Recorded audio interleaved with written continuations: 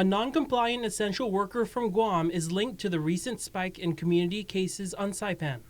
They're supposed to just go to work, go home or go to their lodging.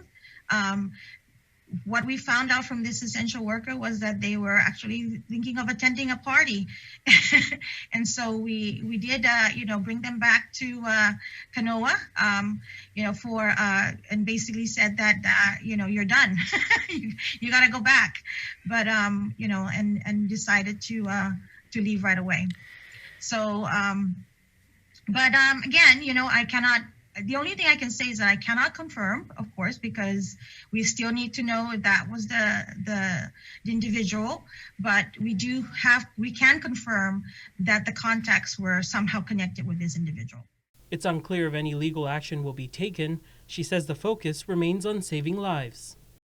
What we are looking at for the next step really is, basically strengthen our testing strategies. Also working with the contact tracing. The contact tracing is excellent. They do excellent work.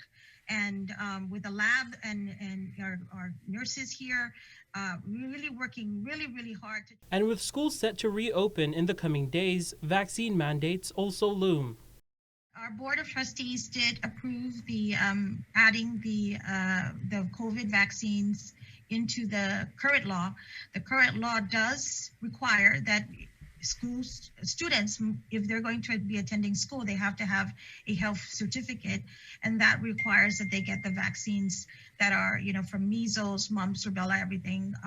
We just added the COVID-19 vaccines into that. She says the vast majority of comments they've received so far are in favor of the requirement, but has this message to those who are still hesitant. These are safe. The vaccines are safe.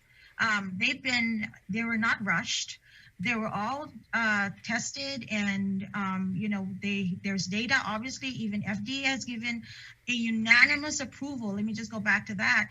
FDA unanimously approved for the panel, approved the vaccine for children. So did the ACIP committee, the Advisory Council for Immunization Practices. They also unanimously approved these vaccines.